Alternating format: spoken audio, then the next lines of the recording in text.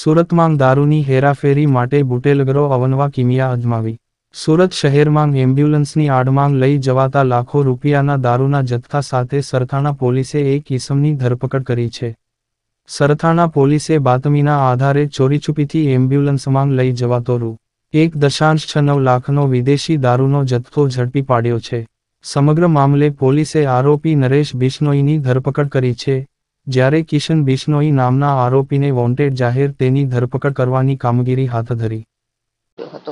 આજરોજ તારીખ 6/7/2024 રોજ સરથાણા પોલીસ સ્ટેશનના પોલીસ ઇન્સ્પેક્ટર શ્રી એમ.ડી. ઝાલા સાહેબ નાઓને મળેલ બાતમી આધારે સર્વેલન્સ સ્ટાફના પીએસઆઈ શ્રી લીંબોલા સાહેબ તથા અન્ય સ્ટાફના પોલીસ માણસોએ એક પરપ્રાંતીય વિદેશી દારૂનો ગુનો રજીસ્ટર કરેલ છે.